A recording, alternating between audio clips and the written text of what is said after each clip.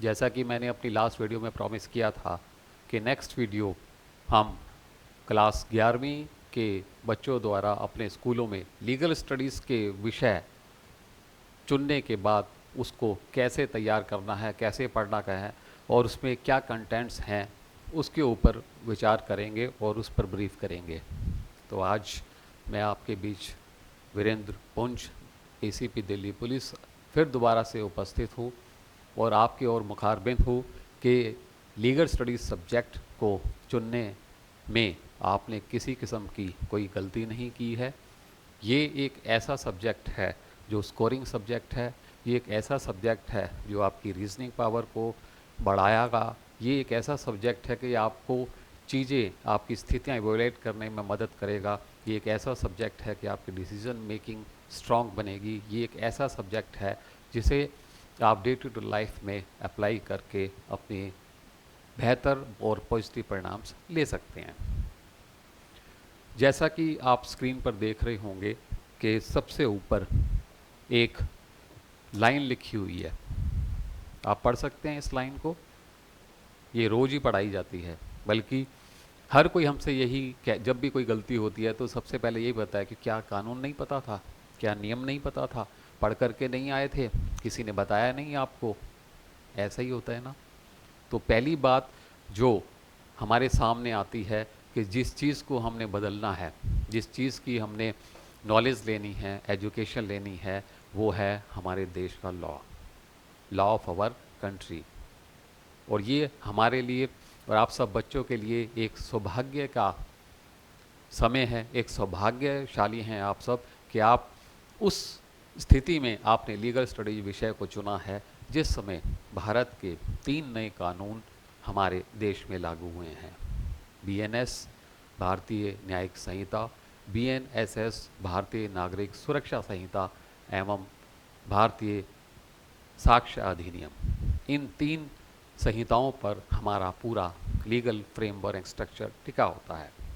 तो जैसा कि आप स्वयं देख सकते हैं कि ignorance of law is no excuse, यानी कि अगर आपसे कोई गलती हो गई है तो आप इस चीज़ का डिफेंस नहीं ले सकते कि मुझे इसके बारे में ज्ञान नहीं था,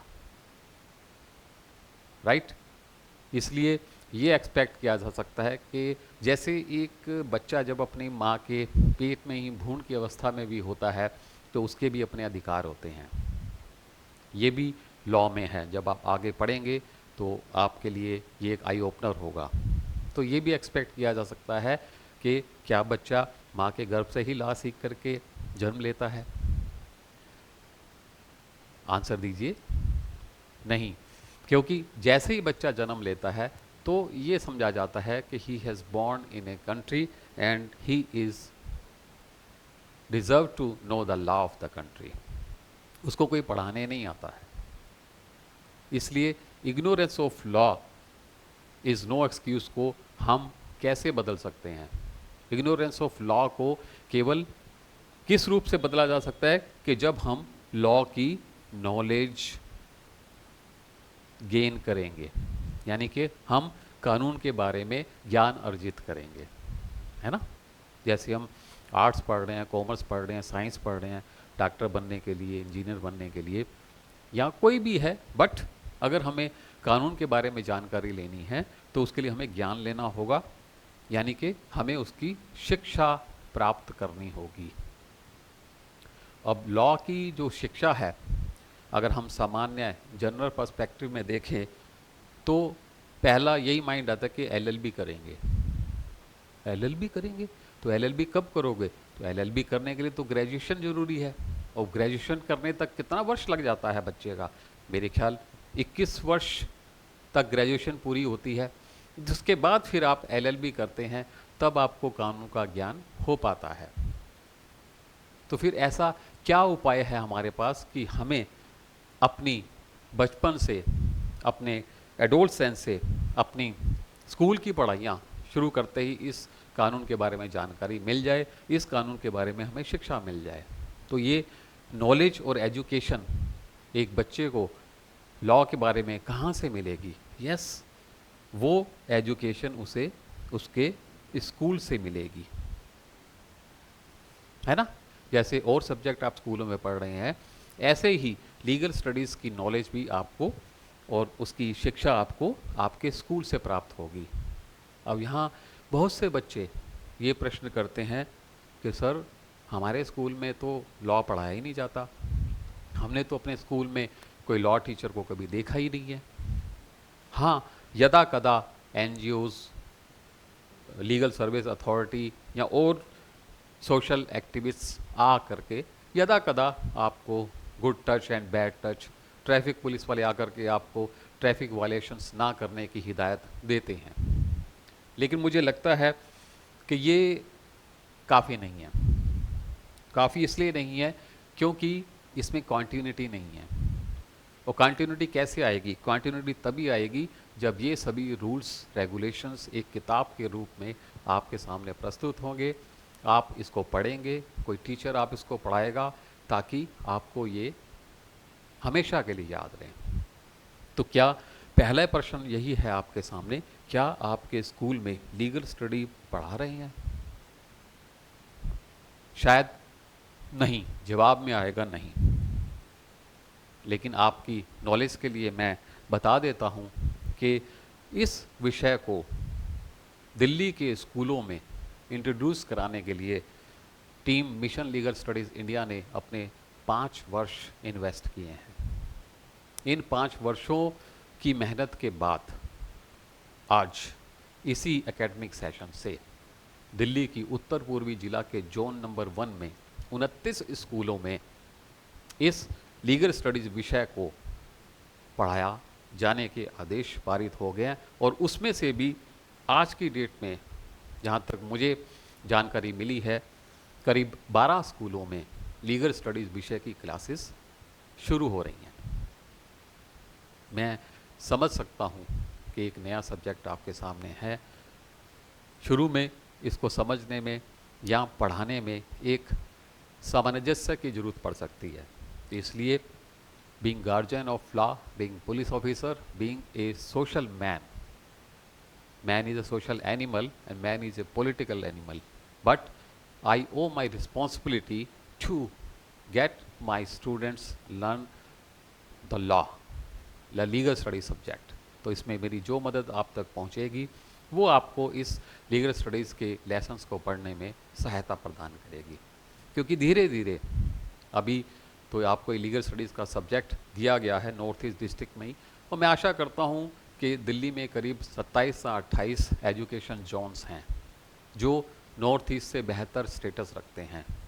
उन जोन्स में इस विषय की ओर अभी ध्यान नहीं दिया जा रहा है, या ये कहा जा रहा है कि वहाँ से कोई पॉजिटिव स्टेप ऊपर नहीं भेजे जा रहे हैं। वो अभी भी अपने उच्च अधिकारियों या अपने शिक्षा मंत्रियों के आदेश की इंतज़ार में हैं। इसलिए आप नॉर्थ ईस्ट डिस्ट्रिक्ट में रहने वाले बच्चे जो 11वीं में स्कूलों में आ गए हैं, जिनको ये विषय मिल गया है और वो पढ़ रहे हैं, वो बड़े सौभाग्यशाली हैं।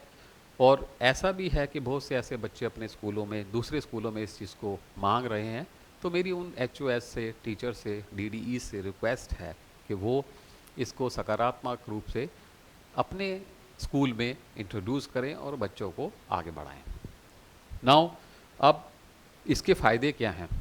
लीगल स्टडीज़ पढ़ने के फ़ायदे आप समझ सकते हैं कि जब लॉ की नॉलेज, एजुकेशन आपके हाथ में होगी तो सबसे इम्पोर्टेंट चीज़ होती है कोई किसी का क्राइम विक्टिम बनना, है ना।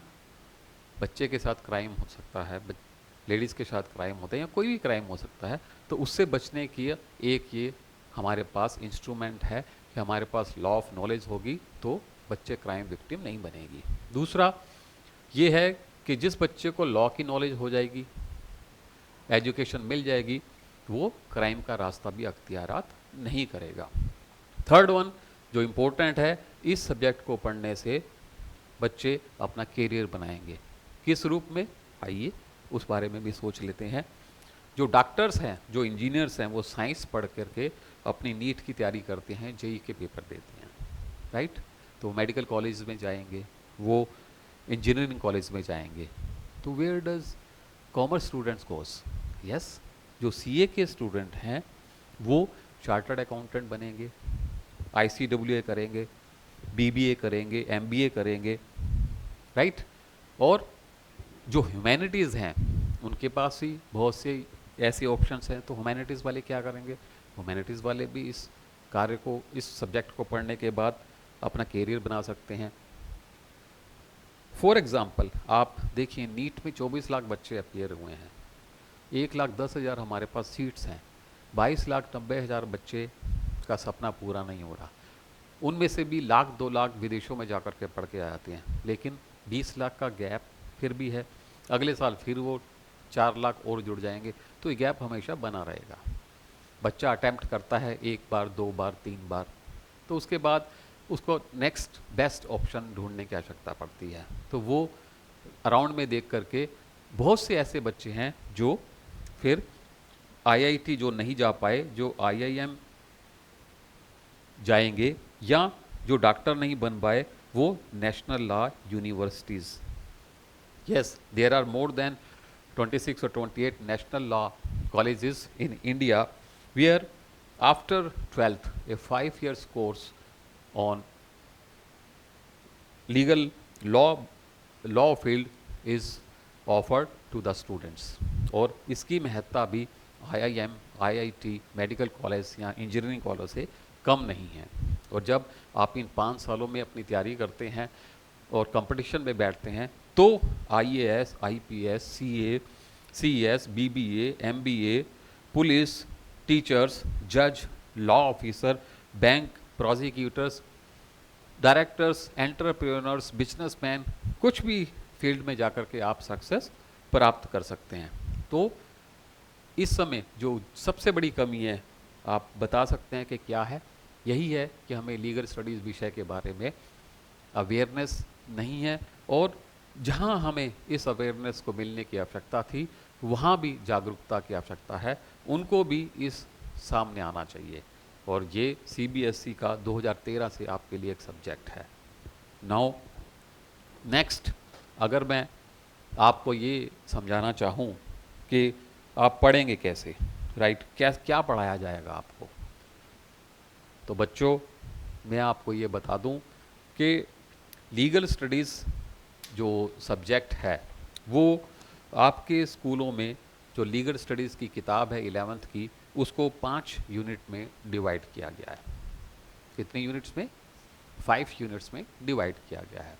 अगर हम यूनिट पहली और यूनिट 2 को पढ़ेंगे तो उसमें हमें पॉलिटिकल इंस्टीट्यूशंस के बारे में ज्ञान अर्जित होगा, हमारा बेसिक स्ट्रक्चर क्या है कॉन्स्टिट्यूशन का उसके बारे में पता चलता है, और लॉ कैसे बनता है, कैसे एडमिनिस्ट्रेट होता है, कैसे लागू होता है, इसके बारे में हमें ज्ञान प्राप्त होता है। ना एक नागरिक के फंडामेंटल राइट्स क्या हैं, एक नागरिक के फंडामेंटल ड्यूटीज़ क्या हैं, इसके बारे में हमें ज्ञान प्राप्त होगा। यूनिट 3 और 4 में जब आप थोड़ा आगे बढ़ेंगे तो उसमें आपको ये समझने में आसानी होगी, ये पता चलेगा कि आखिर लॉ बनता कैसे है, what are the sources of law. आज जो मॉडर्न लॉ हमारे सामने है ये इस स्थिति तक पहुंचा कैसे? क्या हमारी कस्टम्स ने लॉ को बनाया? क्या हमारे जो प्रथाएं चल रही थी उन्होंने लॉ को बनाया? क्या ये लॉ भगवान ने बना के भेजा था? क्या ये लॉ समाज ने खुद क्रिएट किया?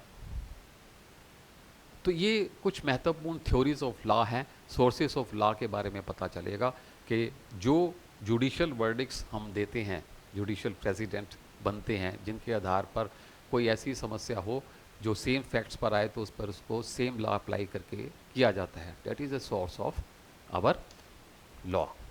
Similarly constitution law of India is a source of law, right. तो इनमें हम आगे बढ़ेंगे। और सबसे महत्वपूर्ण चीज़ तो ये है कि आज के समय में आपने देखा होगा कि साइबर फ्रॉड्स या साइबर रिलेटेड क्राइम्स बहुत ज़्यादा चल रहे हैं, इंटरनेट रिलेटेड क्राइम बहुत ज़्यादा पड़ रहे हैं, जिसमें बच्चे शिकार भी हो जाते हैं, पैसे निकल जाते हैं और धोखाधड़ी बड़ी होती है। तो एक पूरा चैप्टर आपके साइबर लॉस के ऊपर आपको पढ़ाया जाएगा। नेक्स्ट, जो यूनिट 4 है। अब यूनिट 4 में आकर के आपको ये समझाया जाएगा कि हमारे कॉन्स्टिट्यूशन का रोल क्या है, हमारे सिविल एंड क्रिमिनल कोर्ट्स की सिचुएशन क्या है, वहाँ कैसे कार्य होता है, कौन जजेस हैं, क्या परफॉर्म किया जाता है, कैसी वहाँ पर दलीलें पेश होती हैं, इसका प्रैक्टिकल आपको मूट कोर्ट्स के द्वारा भी प्रेजेंटेशन दिया जाएगा। और इसके साथ ही एक जो 5वीं यूनिट है, that is also an important unit, क्योंकि इसमें आप बच्चों को समझाया जाएगा कि फैमिली से रिलेटेड ऐसे कितने डिस्प्यूट्स हैं। आज आप देख सकते हैं मैट्रिमोनियल डिस्प्यूट्स चल रहे हैं, है ना।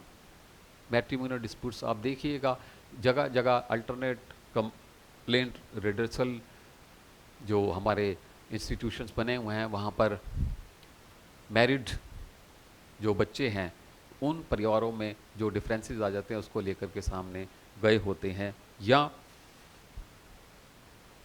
और फैमिली डिस्प्यूट्स हैं, प्रॉपर्टी के डिस्प्यूट्स हैं, लैंड और टेनेंट के डिस्प्यूट्स हैं, चेक बाउंसेस के डिस्प्यूट्स हैं, right. There are many fields where the awareness on the legal system is necessary. अब मैं थोड़ा सा, आप ये भी सोच रहे होंगे कि पॉलिटिकल साइंस और लीगल स्टडीज़ का आपस में क्या संबंध है। पहली बात तो आप अपने मन में ये गांठ बांध के रख लीजिए कि पॉलिटिकल साइंस और लीगल स्टडीज़ का कॉम्बिनेशंस दूध और चीनी के मिश्रण के बराबर है। इन दोनों के संयोग से जो भी प्रोडक्ट आप बनाते हैं वो मीठा बनता है, राइट। और जब ये दोनों सब्जेक्ट आप मिल के पढ़ेंगे तो एक तरफ पॉलिटिकल साइंस आपको समझाता है कि हम समाज में जितनी डिस्पैरिटीज़ हैं उसको कॉग्निजेंस लेके, उनको संज्ञान लेकर के हम कैसे लीगल पॉलिसीज़ बना सकते हैं, कैसे अपना लीगल फ्रेमवर्क खड़ा कर सकते हैं, राइट। और लीगल स्टडीज़ आपको बताएगा कि कैसे वो फ्रेम किए हुए रूल्स रेगुलेशंस लॉ को समाज की बेहतरी के लिए हम इस्तेमाल कर सकते हैं। So political science and legal studies both are connected subjects, intertwined हैं, एक दूसरे के साथ गुथे हुए हैं, मिले हुए हैं, और दोनों का ही प्रयोग एक साथ करने से आपकी लॉजिकल रीजनिंग इम्प्रूवमेंट होगी, आपकी सोचने की क्षमता बढ़ेगी, आपका एनालिसिस पावर बढ़ेगी, आप चीज़ों को विजुलाइज करके अप्लाई करना सीखेंगे, गिवन फैक्ट्स को देखते हुए उस पर लॉ कैसे अप्लाई होगा, क्या डिफेंसेस होंगे और कैसे इसको प्रूव करेंगे, उसको आपको आसानी होगी। देयरफॉर अगर हम ये कहें what is the difference between, difference is simple कि जबकि लॉ हमें कानूनी ढांचे के बारे में बताता है,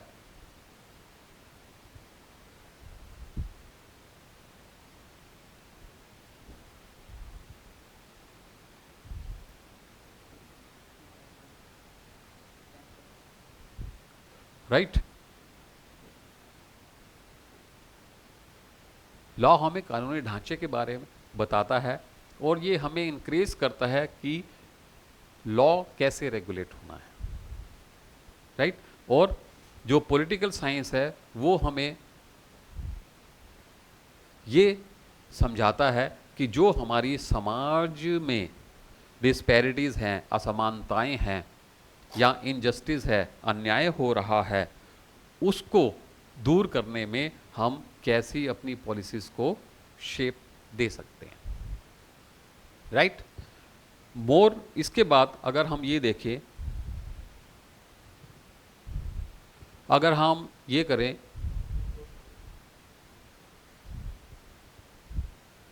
इससे अगर हम आगे बढ़ें तो दोनों ही फील्ड्स हमारी अलग अलग फील्ड में कैरियर बनाने में हमारी मदद करेंगे। कैरियर बनता है जो उसके बारे में हम पहले डिस्कस कर चुके हैं, यहाँ पर हमें रिवाइज नहीं करेंगे। लीगल साइंस का मतलब है जो हमारे एग्जिस्टिंग नोट्स हैं, जिनके standards of social justice system है उसको हम कैसे रेगुलेट कर रहे हैं, ताकि जो समाज में रहने वाले लोग हैं वो अपना कार्य फियरलेस होकर के और स्वतंत्र रूप में करें। पॉलिटिकल साइंस जो है वो मैकेनिज्म के बारे में बताती है कि ये रूल्स एंड रेगुलेशन बनाएगा कौन, बनेंगे कैसे। If we see the relations between law and political science, as I already told you कि बोथ आर रिलेटिवली इंटरबाइंड, दोनों एक दूसरे से गुथे हुए हैं, इनको अलग करके हम नहीं देख सकते, और दोनों के संयोग से ही हमारा समाज विकसित होने के साथ साथ आगे बढ़ता है और कार्य करता है। और दोनों ही हमारे समाज के कोर एस्पेक्ट्स हैं। Law sets up the government and regulates their actions, है ना। लॉ के द्वारा गवर्नमेंट चलती है, लॉ ही गवर्नमेंट को चलाता है, क्योंकि गवर्नमेंट कोई भी ऐसा काम नहीं कर सकती जो समाज की वेलफेयर के विरुद्ध हो। कोई भी ऐसा कार्य जो समाज की वेलफेयर के अगेंस्ट होगा वो स्ट्रक डाउन किया जाता है। अब गवर्नमेंट जो है वो तो केवल एक हमारा पॉलिटिकल साइंस का अंग है। Government is only A institution of political science. कैसे, आप देख लीजिए, जैसे हमारा पार्लियामेंट है, पार्लियामेंट में there are 2 houses, Rajya Sabha and Lok Sabha. Lok Sabha में आप अपने चुने हुए रिप्रेजेंटेटिव्स को भेजते हैं, राज्यसभा में स्टेट से नॉमिनेटेड हमारे रिप्रेजेंटेटिव आते हैं, और उनको हम समाज अपनी इच्छा से, अपनी कंसेंट से समाज को सही दिशा की ओर ले जाने के लिए ज़रूरी नियम बनाने की उनको शक्ति प्रदान करते हैं। क्योंकि अगर आप ये देखें कि समाज क्या है, यहाँ मैं बताना चाहूँगा समाज क्या है। समाज है मनुष्य से बनता है, यानी कि मानव, यानी कि हम और आप, हम एक इम्पोर्टेंट पार्ट हैं इस पूरे सिस्टम के, चाहे वो पॉलिटिकल साइंस है चाहे वो लीगल साइंस है। क्योंकि अगर समाज नहीं होगा तो गवर्नमेंट कैसे बनेगी या लॉ कहाँ अप्लाई होगा। समाज है तभी तो इन दोनों की ज़रूरत पड़ी है। क्यों, कैसे भाई, अगर सब कुछ ठीक ठाक चलता जाएगा, सब आराम से रह रहे हैं, किसी को कोई तकलीफ नहीं है, तो there is no rules and no regulations, सब आपस में मिलजुल के रह रहे हैं और काम कर रहे हैं। लेकिन ऐसा होता तो नहीं है। अगर ऐसा होता तो ना तो गवर्नमेंट की ज़रूरत पड़ती, ना हमें लीगल सिस्टम की ज़रूरत पड़ती, क्योंकि सारे मनुष्यों की नेचर एक जैसी नहीं होती है ना, सबकी नेचर डिफरेंट होती है। और किसी के भी मन में दूसरे के प्रति ईर्ष्या आ सकती है, दुश्मनी हो सकती है, वो दूसरे की स्थिति का फ़ायदा उठा करके अपने लाभ के लिए कुछ ऐसे काम कर सकता है जो नहीं किए जाने चाहिए, जिससे सोसाइटी को नुकसान होता है, एक पक्ष विक्टिम बनता है। तो फिर उसकी रिपोर्टिंग कैसे होगी, कैसे रेगुलेट करेंगे। तो इसके लिए हम यही बताना चाहेंगे आपको कि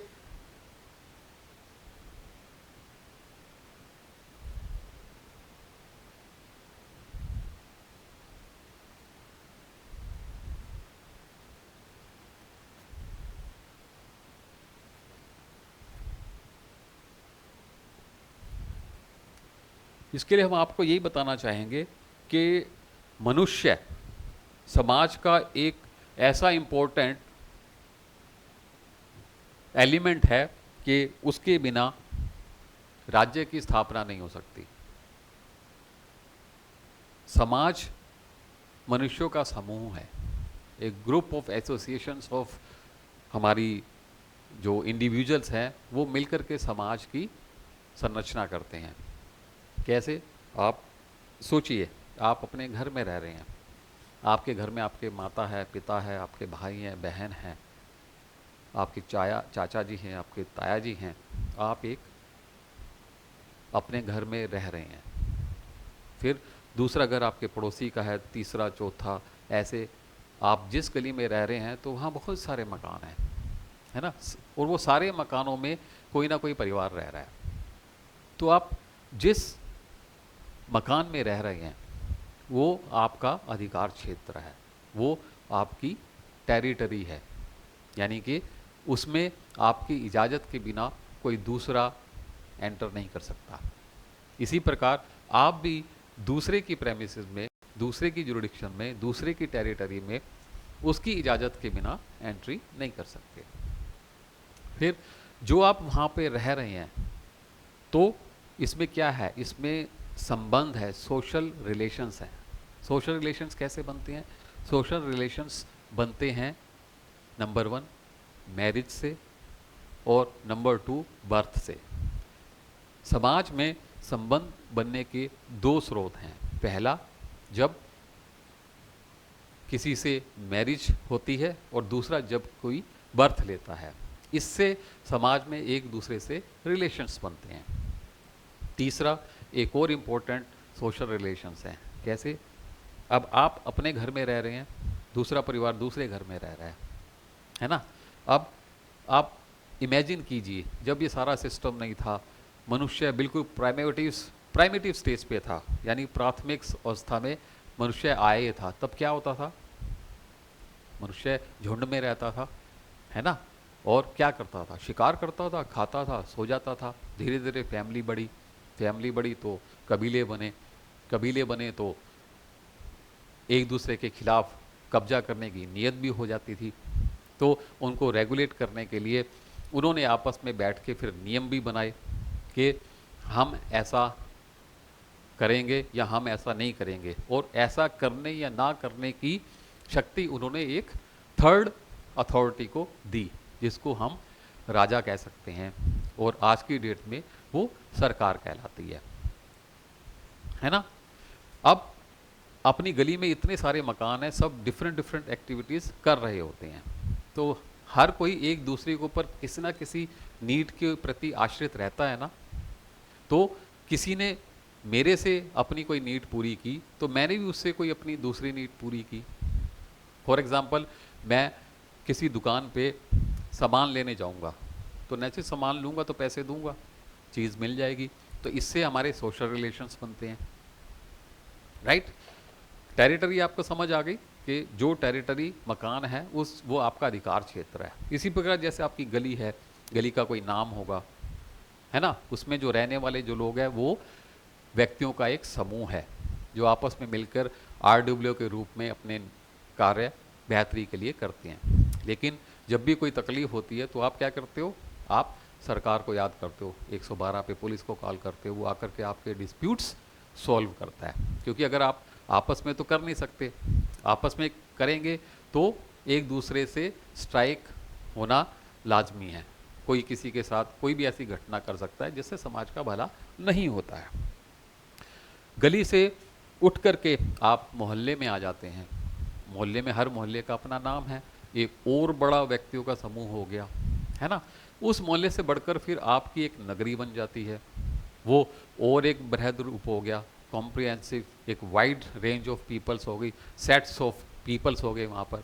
तो जितना ये सोसाइटी बढ़ेगी तो उसमें उतनी ही कॉम्प्लेक्सिटीज भी बढ़ती हैं, और इन कॉम्प्लेक्सिटीज़ यानी कि इस समाज में जो तकलीफ़ें होती हैं उनको दूर करने के लिए फिर ये समाज के ही लोग आपस में मिलकर अपना कोई नुमाइंदा चुनते हैं, जिनके हाथों में वो ये शक्ति प्रदान करते हैं कि अगर कोई ऐसी स्थिति पैदा होती है तो उस स्थिति में हमारे मामले को ये व्यक्ति अपने जिस तरीके से सॉल्व करेगा वो हमें मान्य होगा, है ना। कंसेंट दी किसी दूसरे समूह को कि हमारे झगड़ों को निपटाने के लिए आप, और उस फ्रेम्ड रूल का जब निरंतर प्रयोग होता है तो वो एक लॉ का रूप ले लेती है ना। आपने भी देखा होगा कि जब भी आप अच्छा काम कोई सरकार करती है तो आप खुश होकर के अपनी मर्जी से उसको दोबारा चुन भी सकते हैं, और जब भी आपको लगता है कि सरकार की पॉलिसीज़ समाज के बेहतरी के लिए नहीं है या उससे कोई फ़ायदा नहीं पहुंचा या नुकसान पहुंचा, तो आपके हाथ में अथॉरिटी भी होती है कि आप सरकार को बदल भी सकते हैं, लेकिन सिस्टम वही रहता है। तो पहली चीज़ आप टेरिटरी समझ गए, आपका मकान एक टेरिटरी है, आपकी गली एक टेरिटरी है, आपका मोहल्ला टेरिटरी है, आपका नगर टेरिटरी है। और फिर उसके बाद अगर आप ये देखें, फॉर एग्जांपल दिल्ली का एग्जांपल ले लीजिए। दिल्ली एक राज्य है और इस दिल्ली के राज्य में एक नॉर्थ दिल्ली है, एक साउथ दिल्ली है, एक ईस्ट दिल्ली है, एक वेस्ट दिल्ली है ना, एक सेंट्रल दिल्ली है, एक न्यू दिल्ली है, एक नॉर्थ ईस्ट दिल्ली है, एक साउथ वेस्ट डिस्ट्रिक्ट है, एक साउथ ईस्ट डिस्ट्रिक्ट है, एक आपका नॉर्थ वेस्ट डिस्ट्रिक्ट है, एक आपका आउटर रोहिणी है और एक आपका द्वारका डिस्ट्रिक्ट है। लाइक तो आपकी एक दिल्ली पूरी जो है इन डिस्ट्रिक्ट्स में डिवाइडेड है, लेकिन ये सब आपस में मिले हुए हैं और इन सब की अपनी एक टेरिटोरी है, यानी कि जुरिडिक्शन है। और हर उस जुरिडिक्शन में आपने सरकार को अधिकार दे रखे हैं कि किसी भी ऐसी डिस्प्यूट की स्थिति में जो रूल्स बनाए गए हैं उनको उस स्थान पर जो भी पुलिस अधिकारी द्वारा इम्प्लीमेंटिंग अथॉरिटी है या डीएम्स हैं या और भी दूसरी पॉलिटिकल इंस्टीट्यूशंस हैं या हमारे गवर्नमेंट के अंग है, वो उसे दूर करते हैं। तो इस प्रकार से हमारी स्टेट समाज में स्टेट को बनाने के लिए जो हमारी दो महत्वपूर्ण कड़ियाँ हैं, उसमें से very important thing is association of people, यानी कि पॉपुलेशन। तो इसमें जितनी पॉपुलेशन है ये मिल कर के उस क्षेत्र अधिकार क्षेत्र में टेरिटरी में रह कर के राज्य का निर्माण करती हैं। तीसरी इम्पोर्टेंट कंसेप्ट जो हमारे इस पाठ में आपको ध्यान में आएगा वो आएगा कि गवर्नमेंट। अब गवर्नमेंट में और समाज में क्या फ़र्क है ना? What is the difference between a government and a servant and a समाज और गवर्नमेंट में क्या फ़र्क है, या स्टेट और गवर्नमेंट में क्या फ़र्क है? हम ये कह सकते हैं what is the difference between state and A government. तो आइए, difference between state and government क्या है। स्टेट जो है वो इंडिविजुअल्स के एसोसिएशन के साथ बनता है और गवर्नमेंट जो है उस एसोसिएशंस द्वारा अपने डिस्प्यूट्स को रिड्रेसल सोल्व कराने के लिए जिन लोगों को वो अख्तियारात देती है, पावर देती है इनको निपटाने के, वो उनकी गवर्नमेंट कहलाई जाती है। जैसे कि आपने देखा होगा कि राज्य के तत्व क्या हैं। राज्य के तत्व क्या हैं? यानी कि राज्य में पॉपुलेशन इम्पोर्टेंट है। जैसे कि हमने आपको बताया कि अगर एक घर में कोई रह रहा है तो वो भी पॉपुलेशन है, और जो शहर में रह रहा है वो भी पॉपुलेशन, और इस दिल्ली में रहने वाले सभी लोग मिलकर के उस अधिकार क्षेत्र में जितने भी लोग हैं वो हमारे क्षेत्र की पॉपुलेशन कहलाती है। तो हर राज्य की अपनी एक पॉपुलेशन होगी जिसके ऊपर वो अपना नियंत्रण रखा जाता है। फिर टेरिटरी, इलाका, यानी कि हर स्टेट की अपनी टेरिटरी है। जैसे कि अभी हमने दिल्ली के बारे में डिस्कस किया कि दिल्ली कितने डिवीजन्स में डिवाइडेड है और उसके पड़ोसी राज्य हैं, उत्तर प्रदेश है, हरियाणा है, वो बाहर हैं। तो हम दिल्ली गवर्नमेंट हरियाणा के लिए कोई लॉ नहीं बना सकती और उत्तर प्रदेश के लिए लॉ नहीं बना सकती, लोकल लॉज। लेकिन सेंट्रल गवर्नमेंट जो है वो पूरे देश के लिए लॉ बना सकता है। हमारी जो मिनिस्ट्री है, हमारे जो पार्लियामेंट है, वो सभी राष्ट्र के लिए लॉ बना सकती है। सरकार जो है it is just an element of the state, यानी कि गवर्नमेंट जो है वो केवल स्टेट का एक एलिमेंट है, whereas state is made from population, जनसंख्या, टेरिटरी, अधिकार क्षेत्र, इलाका, गवर्नमेंट, सरकार, और सोवरेनिटी यानी कि संप्रभुता। अब व्हाट इज संप्रभुता, सोवरेनिटी क्या है? India is a sovereign country, ये सोवरेनिटी क्या है? सोवरेनिटी का मतलब यही है कि एक छत्र अधिकार गवर्नमेंट को किसके लिए? समाज को चलाने के लिए, समाज को रेगुलेट करने के लिए, पॉलिसीज बनाने के लिए, डेवलपमेंट करने के लिए। जो आपको आज जो ट्रांसपोर्टेशन की व्यवस्था आपको मिल रही है, आपको जो एजुकेशन इंस्टीट्यूशंस मिल रही हैं, आपको जो हेल्थ फैसिलिटीज़ आपको मिल रही हैं, आज आपको जो एम्प्लॉयमेंट मिल रहा है, आज जो आपको फूड सप्लाई हो रहा है, ये सारी चीज़ें गवर्नमेंट द्वारा की जाने वाले कार्य ही हैं। और ये स्टेट रन करने के लिए थ्रू गवर्नमेंट किया जाता है। और इन सबको आप अधिकार कैसे दिए?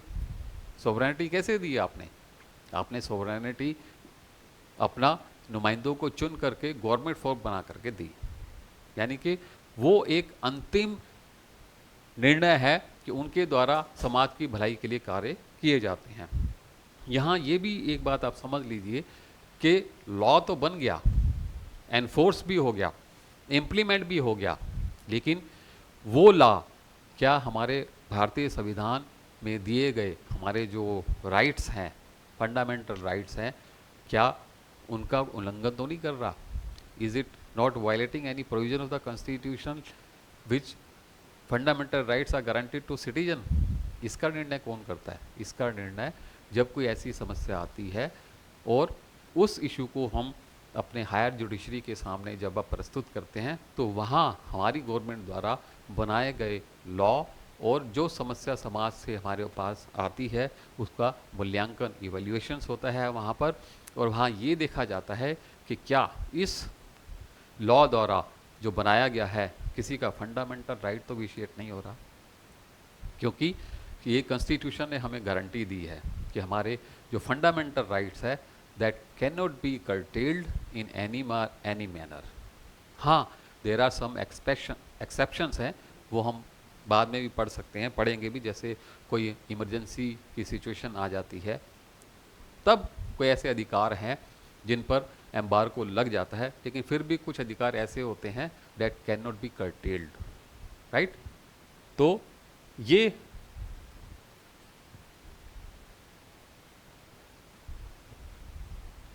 जो सोवरेनिटी है वो हमारी स्टेट की सुप्रीम पावर है। Sovereignty is the supreme power of the state. अब अगर हम ये लिखें कि अब स्टेट का मतलब हो गया कि जो स्टेट है वो हमारी सभी रिसोर्सेज का ऑनर है, और वो रिसोर्सेज नेचुरल भी हो सकते हैं, वो सोर्सेज फिजिकल भी हो सकते हैं, जैसे हमारा टेरिटरी है, पॉपुलेशन है, यानी उस सभी पर स्टेट का अधिकार है, अनकंट्रोल्ड अधिकार है। लेकिन जो गवर्नमेंट है, गवर्नमेंट के ऊपर रिस्पॉन्सिबिलिटी होती है किस चीज़ की?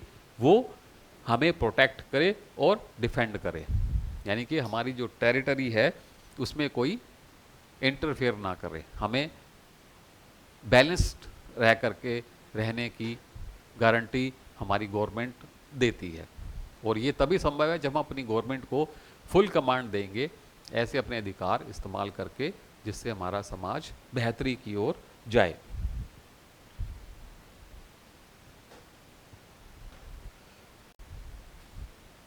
जैसे कि अभी हमने रिसेंटली डिस्कस किया था कि स्टेट कैसे बनता है, क्योंकि स्टेट बनेगा तभी तो आगे हम लॉ की ओर अग्रसर होंगे। इसके जो भी चीज़ें इंट्रोड्यूस हुई हैं या इमरजेंस हुई है वो समाज से हुई हैं। समाज कैसे बना? समाज सबसे पहले प्राइमेटिव स्टेज था, जिसमें केवल खाना बदोश लोग रहते थे, राइट? उसके बाद फिर धीरे धीरे एग्रीकल्चर इकोनॉमी आई, पशुपालन आया, राइट? उसके बाद फिर थोड़ी सी इंडस्ट्रियल रिवोल्यूशंस हुई, जिससे राज्यों में इंडस्ट्रीज लगी गई। और आज का युग तो मॉडर्न टेक्नोलॉजी का युग है, जिसमें आप स्वयं आज की डेट में देख सकते हैं कि भारत कहाँ से कहाँ पहुँच गया है। तो दीज आर द थिंग। तो इसमें वही है कि किसी भी स्टेट को अगर हम कहें कि स्टेट कि एलिमेंट्स क्या हैं, ऐसे कौन से एलिमेंट्स हैं जो ये प्रूव करते हैं कि दिस इज ए स्टेट, उसकी विशेषताएं क्या हैं और उसमें क्या कॉमन चीज़ें फैक्टर्स होने चाहिए। तो उसमें सबसे पहला जो हमने डिस्कस किया था पॉपुलेशन, यानी कि जनसंख्या होनी चाहिए। अब जनसंख्या का कोई ये मापदंड नहीं है कि भाई कितनी कम या कितनी ज़्यादा। वेटिकन सिटी को देख लीजिए आप, मुश्किल से 900 लोग रहते हैं वहाँ पर, बट इट्स ए स्टेट। और इंडिया को देख लीजिए और चाइना को देख लीजिए, जहाँ पर 143 करोड़ लोग रहते हैं। तो ये जनसंख्या कम भी है, ज़्यादा भी है। तो जनसंख्या इतनी कम ना हो कि भाई जिसमें स्टेट एलिमेंट ही ना हो, कि भाई अगर दो परिवार ही रह रहे हैं और उनमें जो भी चीज़ वो स्वयं एक दूसरे के साथ मिलकर चल रहे हैं, सोशल बॉन्डिंग कर रहे हैं, ठीक चल रहा है, लेकिन जहाँ कोई डिफरेंस आ जाता है तो एक परिवार दूसरे को समाप्त कर देता है, तो इतना कम भी नहीं होना चाहिए। तो इतनी पॉपुलेशन अवश्य हो एक स्टेट की जिसमें हमारे सोशल रिलेशंस जो है मेंटेन रहे, एक्टिविटीज़ चलती रहे। दूसरा टेरिटरी, टेरिटरी के बारे में हमने डिस्कस जैसे किया, जैसे आप अपने घर में रह रहे हैं वो एक टेरिटरी है, इसी तरह दूसरा अपने घर में रहे वो उसके लिए टेरिटरी है। और जब दिल्ली की पूरी टेरिटरी डिफरेंट डिफरेंट डिस्ट्रिक्ट्स में डिवाइडेड है तो वो एक पूर्ण रूप मिलकर के एक स्टेट को जन्म देती है, जिसको GNCT है ना, government of national capital territory of Delhi के नाम से जाना जाता है। सरकार, यानी कि एक स्टेट का चौथा तीसरा एलिमेंट है government. Yes, there is a government established by society, established by law. You have chosen your government at your own will with your consent by casting vote। आपने मतदान किया है और उन्होंने और आपने उस गवर्नमेंट को सॉवरेनिटी दे दी है कि वो हमारे लिए, समाज की भलाई के लिए, समाज को प्रोटेक्ट करने के लिए, वेलफेयर के लिए, रोजगार देने के लिए, हेल्थ फैसिलिटीज़ देने के लिए, ट्रांसपोर्टेशन अच्छी बनाने के लिए, एजुकेशन अच्छी बनाने के लिए, अच्छा व्यवसाय चलाने के लिए, समाज से गरीबी को हटाने के लिए, अच्छे एजुकेशन इंस्टीट्यूशन बनाने के लिए कार्य करे। राइट।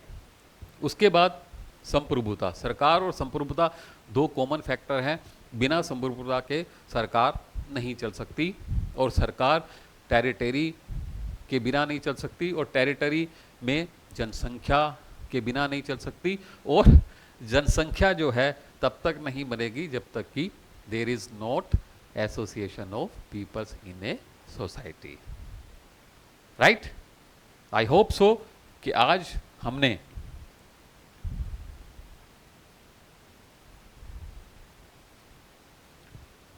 क्या सीखा। फॉर एग्जाम्पल, अगर हम ये बात करें कि भाई व्हाट इज स्टेट, तो वी कैन से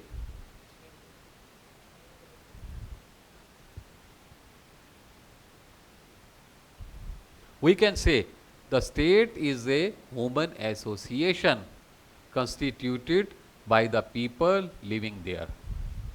राज्य जो है वहां रहने वाले लोगों द्वारा गठित एक मानव संघ है। राइट। अब आप देख रहे होंगे कि एक तरफ तो अंग्रेजी में लिखा हुआ है, एक तरफ हिंदी में लिखा हुआ है।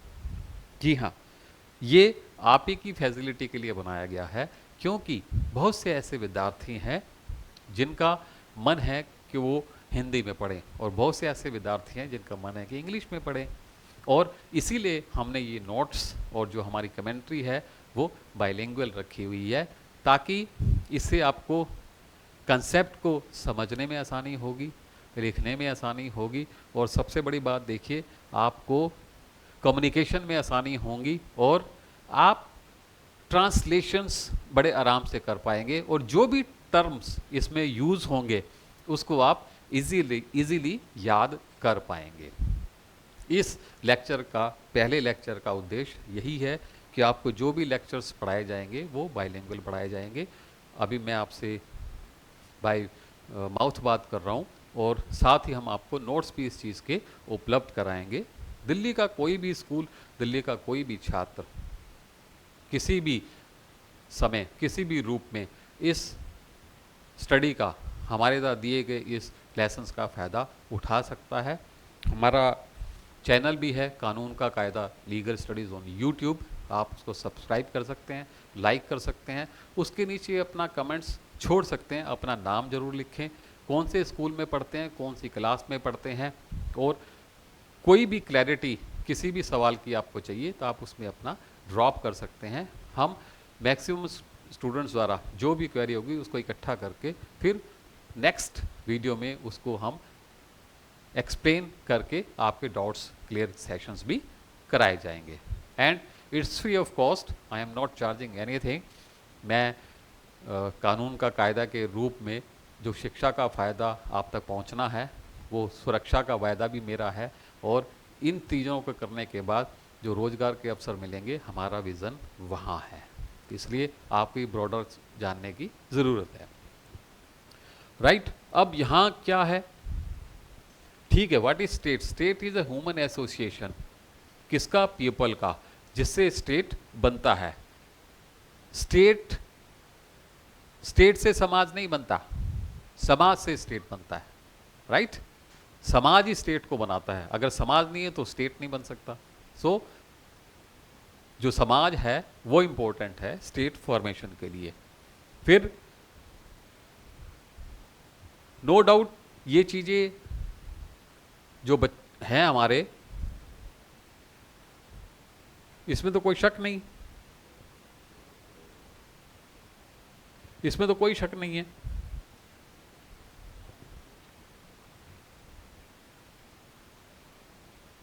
कि लॉ ऑफ द लैंड, यानी लैंड की जितने रिसोर्सेज हैं उनका प्रोटेक्शन सरकार का काम है। उसका इक्वली डिस्ट्रीब्यूशन सोसाइटी में हो, for the welfare of society हो। और उसके बाद जैसे मैंने बताया था कि भी जरूरी नहीं कि पॉपुलेशंस बहुत ज़्यादा हो या बहुत, कोई निश्चित मात्रा नहीं है पॉपुलेशन की। जैसे मैंने दो आपकी कंट्रीज़ का नाम लिया, एक वेटिकन सिटी जिनमें मुश्किल से 821 लोग ही हैं, और एक चाइना है, और दूसरे हमारा इंडिया है, या डिफरेंट यूएसए है, अमेरिका है, कनाडा है, जिनकी पॉपुलेशंस भी ज़्यादा है। तो लेकिन population is an important factor to run a state.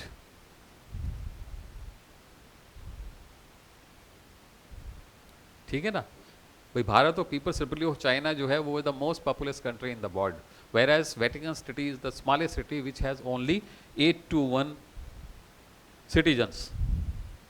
और ये भी है कि आप देखेंगे कि समाज में different caste, different religion, different languages, है ना, different customs, different different situations पे लोग रह रहे होते हैं, और इन सब में सामंजस्य स्थापित करना सरकार का काम है। क्योंकि कोई मनुष्य किसी के साथ अपना स्कोर सेटल नहीं कर सकता, this is against the law. उसको सेटल करने के लिए वो अपनी कंसेंट कुछ ग्रुप्स ऑफ पीपल को देता है सोल्व करने के लिए, that is government. And government is controlled by law of the land, and law of the land is controlled by constitution of India, and constitution of India is protected by our judiciary. Every law is interpreted by the Supreme Court of India, High Courts of India, and which ensures that there shall not be any violations of fundamental rights of our citizens. No law can be made which violates the fundamental rights of a citizen. This is the basic concept, right?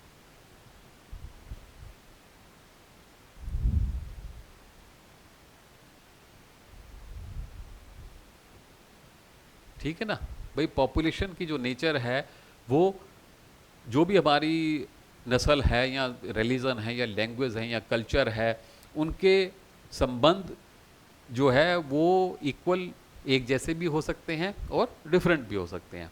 इन सब को मिलकर ही समाज, आप अपनी गली देख लीजिए, वहाँ पे डिफरेंट कास्ट के लोग रहते होंगे, डिफरेंट रिलीजन को फॉलो करने वाले लोग रहते होंगे, डिफरेंट कल्चर को फॉलो करने वाले लोग रहते होंगे, पर मिलजुल के रह रहे हैं ना। तो ये क्वालिटी है समाज की। जहाँ शांति है वेल एंड गुड, जहाँ दिक्कत है या कोई भी ऐसे सोल्यूशन होता है तो उसके लिए आपने अपनी खुद की सरकार चुनी हुई है अपने मतभेदों को दूर करने के लिए। टेरिटरी, अब टेरिटरी के बारे में आप जैसे मैंने आपको पहले बताया कि सबसे पहले हमारी जो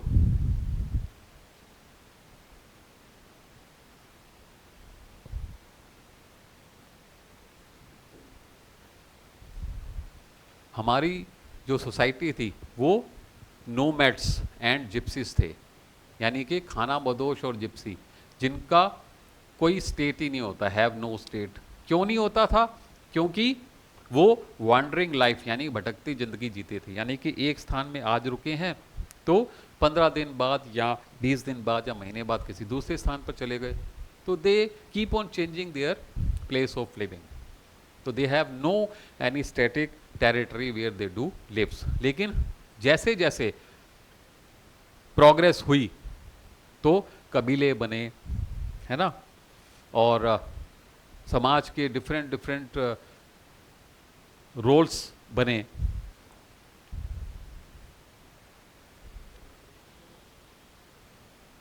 right? A state should possess an undisputed, continued and consistent territory of its own over which it should have exclusive jurisdiction। अब exclusive jurisdiction का क्या मतलब है? exclusive jurisdiction का वही मतलब है जैसे कि अभी हमने दिल्ली स्टेट का उदाहरण दिया था कि वो करीब करीब जो भी 12-15 डिस्ट्रिक्ट्स में डिवाइडेड है, उनके अधिकार क्षेत्र में जो गवर्नमेंट है वो रूल्स बना करके बना सकती है। कोई दूसरा स्टेट हरियाणा या यूपी उसमें इंटरफेरेंस नहीं कर सकता, यानी कि उसकी जुरिडिक्शन कम नहीं कर सकता, बढ़ा नहीं सकता। ये बात की बात है कि जब सेंट्रल गवर्नमेंट या संसद चाहे तो उसको कैसे कंसेंट से मिल करके कर सकता है। और इसमें यहाँ एक बार और भी है कि टेरिटरी जैसे बताया कि land belongs to the state and individual, और उसमें जो भी हमारे नेचुरल रिसोर्सेज हैं, इंटरनल वाटर्स, टेरिटोरियल सी, जैसे अब देखते हैं ना, जब भारत एक देश है उसके सराउंडिंग में जितना सागर सी हमारी जुडिक्शन है वो भी हर कंट्री की अपनी अपनी कुछ किलोमीटर तक निर्धारित होती है, जिस पे उनका अपना सोवरेनिटी होता है, अपना अधिकार होता है। कोई भी इंटरनेशनल एजेंसी या कोई भी दूसरा देश उस पर इंटरफेयर या ट्रेसपास नहीं कर सकता, तो उसके ऊपर उसका अपना अधिकार होता है। और हाँ, यो ऊपर जो हमारा आकाश है, हमारे पास एयरफील्ड भी ऐसी है जो हमारे देश के अधिकार क्षेत्र में होती है। ऐसे ही हर कंट्री की अपनी एयरफील्ड होती है जिसमें वो अपने कानून बना करके रेगुलेट कर सकते हैं, और उस पर उनका एक छत्र अधिकार होता है। और कुछ ऐसे भी हमारे द्वीप हैं, दादरा एंड नागर हवेली है, अंडमान निकोबार है, आइलैंड है ना, ये हमारे भारतीय सीमा क्षेत्र से बाहर होते हुए भी हमसे कनेक्टेड हैं। तो वो जो सी वाटर के बीच पे जो हमारी दूरी के बीच में जितनी भी लैंड है, जो भी वाटर रिसोर्सेज हैं, जो भी नेचुरल रिसोर्सेज है, वो भी भारत की ही संपत्ति हैं, वो भी स्टेट है।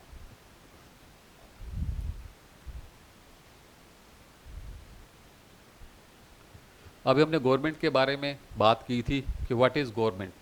स्टेट का ये एक एलिमेंट है। State consist of all it's citizens, population. The government is the sum total of legislative, executive and judicial activities of a state. यानी कि गवर्नमेंट का मतलब क्या है? एक एग्जीक्यूटिव जो कानून को इम्प्लीमेंट करती है, एक लेजिस्लेचर जो कानून को बनाती है, और तीसरा जुडिशरी जो हमारे राइट्स एंश्योर करती है कि प्रोटेक्टेड रहें। इन सबको मिल करके हमारी स्टेट बनता है। गवर्नमेंट हमारे कल्याणकारी उपायों को अपनाकर, जैसे एजुकेशन है, हेल्थ है, हमारी सिक्योरिटी है, सेफ्टी है, एम्प्लॉयमेंट है, इस चीज़ को बेहतरी यानी कि अच्छा बनाती है। राइट? जो government of a state enforces law to maintain order, peace and security, यानी कि जो भी समाज में स्थायित्व है, स्टेबिलिटी है, उसको इंश्योर करने के लिए गवर्नमेंट का ये मेजर काम है।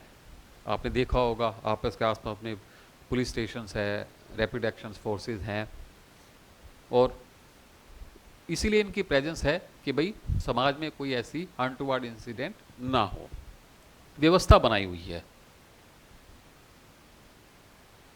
गवर्नमेंट जो है वो स्टेट की political and administrative organ of a state कहलाती है।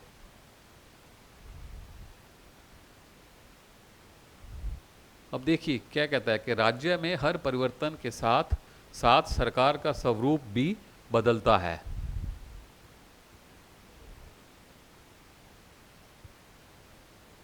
ठीक है, क्या कहती है ये कि राज्य में हर परिवर्तन सरकार का स्वरूप भी बदलता है। तो who is the most powerful in A state? you citizen is the most powerful element of a state. Why? Because you form the government. And why government is formed? Government is formed for the welfare of the citizens. And if any government does not pay attention to your needs and does not care about their citizens, you have all the right to overthrow that government constitutionally, legally, right?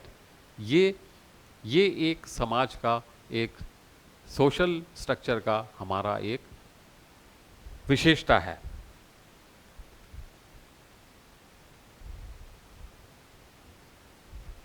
Sovereignty, सर्वोच्च सत्ता, जैसे कि मैंने आपको अभी बात करते हुए आपको समझाया था कि सर्वोच्च सत्ता है क्या। सर्वोच्च सत्ता का मतलब है कि राष्ट्र की स्वयं अपना शासन चलाने की शक्ति, संप्रभुता और प्रभु सत्ता, means the power that a country has to control its own government, right.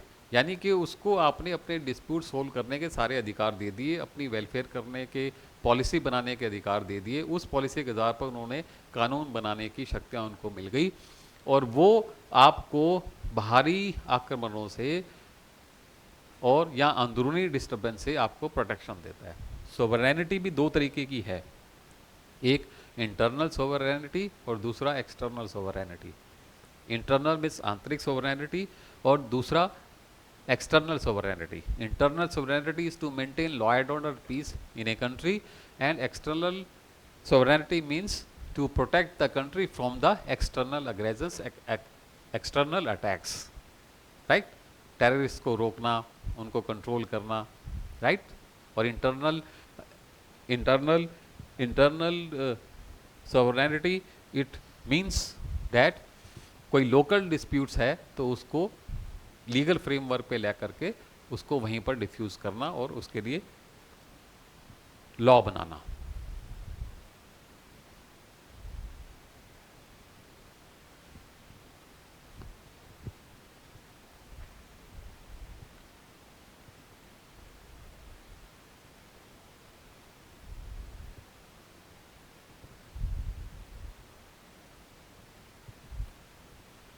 This is sovereignty.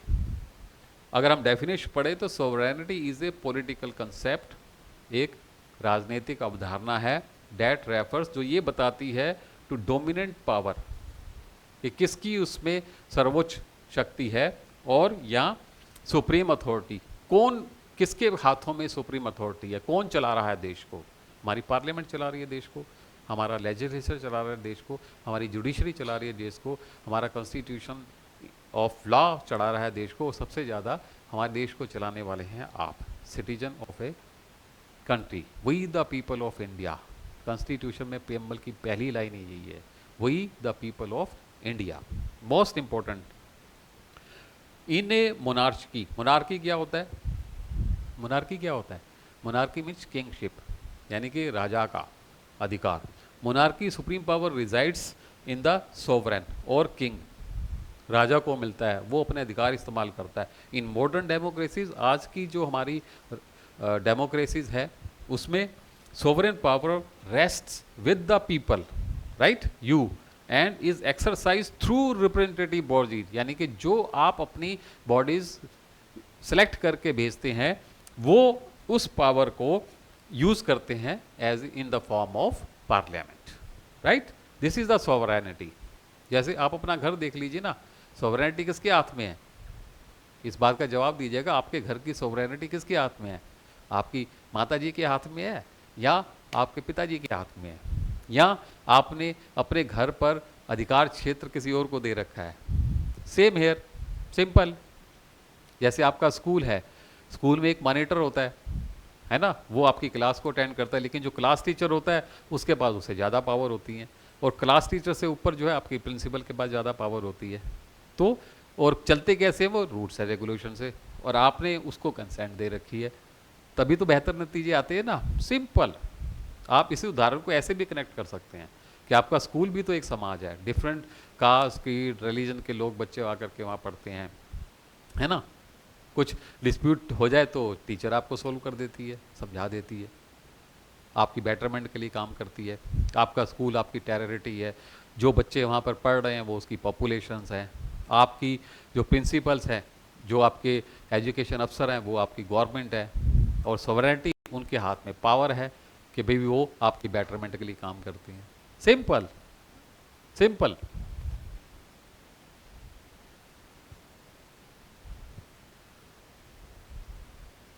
अब हम कह सकते हैं कि जो हमारी सोवरेनिटी है, that is a Latin term, superanus word से ये निकला है, राइट। इसका मतलब ही है supreme. Supreme sovereignty denotes the supreme power of the state to extract obedience from the people who inhabit it. यहां आइए आप कि भाई ये क्या है, ये क्या है, ये क्या आ गया कि जिस, अब ओबीडियंस कहां से आ गई? Obedience is the important elements of a state and citizen. आपने, जब मैं आपसे बात कर रहा था कि कैसे मनुष्य पहले अकेला रहता था, फिर डेवलप हुआ, फिर मॉडर्न हुआ, फिर आजकल तो मॉडर्न हो गई, है ना। डिस्प्यूट सेटल होने के लिए वो दूसरे को अधिकार क्षेत्र दे दिया, गवर्नमेंट फॉर्म हो गई, राइट। तो लेकिन जब गवर्नमेंट ने लॉ बनाया तो भाई उसको मानेगा कौन? उसको कौन मानेगा? उसको सिटीजन ही तो मानेंगे, जो वहाँ के रहने वाले हैं, है ना। तो सॉवरेनिटी का मतलब ही यही है कि जो चीज़ आपके लिए बनाई गई है उसको आपको उसका पालन करना है। जो लॉ आपके लिए बनाया गया है उसको आपने उसका पालन करना है, उसको वायलेट नहीं करना है।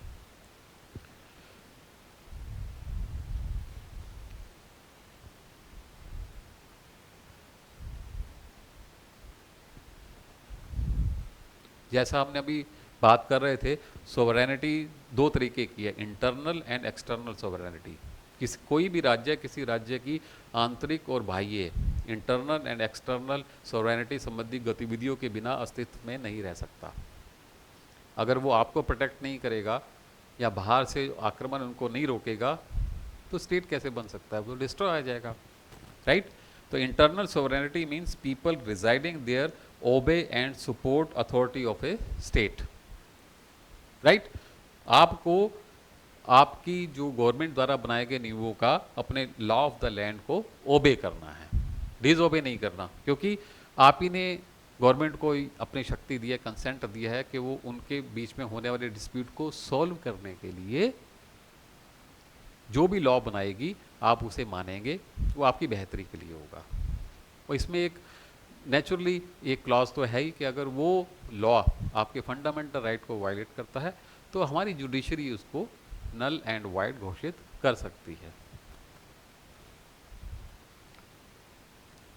देखा, by virtue of sovereignty state makes law and decisions and issue commands which are binding on all citizens, जैसा कि मैंने अभी पीछे आपको डिस्क्राइब किया है।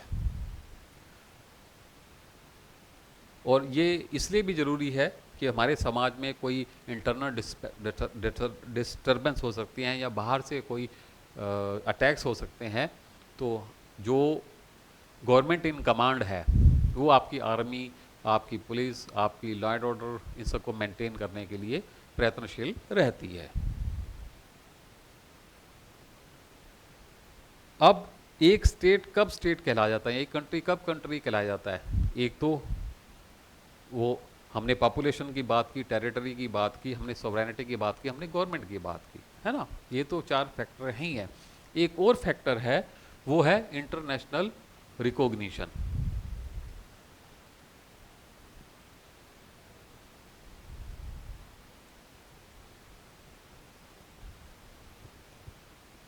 इंटरनेशनल रिकॉग्निशन, इंटरनेशनल रिकॉग्निशन कैसे हैं? जैसे एक राज्य बनता है, ऐसे एक स्टेट बनता है, ऐसी एक कंट्री बनती है। इंडिया, चाइना, नेपाल, भूटान, सिक्किम, आपका Canada, United State of America, Argentina, Australia, Great Britain, Africa, USSR, Russia, right. These are countries जो अपने अपने, इन सबको इंटरनेशनल रिकॉग्निशंस मिली हुई हैं, यानी कि उनकी बाउंड्री तय है, उनकी पॉपुलेशन तय है, उनके सिटीजन तय हैं, उनकी अपनी आइडेंटिटी है, उनकी अपनी गवर्नमेंट है। यूएनओ है, यूनाइटेड नेशन ऑर्गेनाइजेशंस है, दैट रिकॉग्नाइज।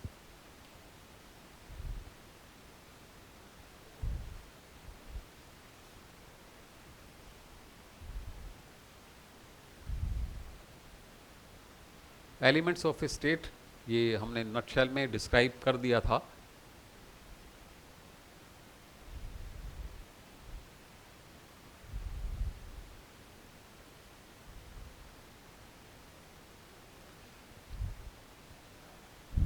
बच्चों, आज हमने आपकी यूनिट फर्स्ट लीगल स्टडीज़ की किताब में से जो हमने कंसेप्ट पढ़े हैं, उनमें हमने समाज के बारे में जानकारी ली, हमने सोसाइटी के बारे में जानकारी ली, हमने स्टेट के बारे में जानकारी ली, हमने ये पता किया कि स्टेट के एलिमेंट्स क्या हैं, हमने ये सीखा कि पॉपुलेशन क्या है, टेरिटरी क्या है, हमने ये सीखा कि गवर्नमेंट क्या है, हमने ये सीखा कि सॉवरेनिटी क्या है, और हमने ये सीखा कि समाज बना कैसे, हमने ये सीखा कि गवर्नमेंट कैसे फॉर्म हुई, हमने ये सीखा कि लॉ कैसे फ्रेम हुए। तो ये आपकी यूनिट का फर्स्ट चैप्टर का एक कुछ कंसेप्ट है जिस पे हमने डिस्कशंस आपके साथ शेयर की है।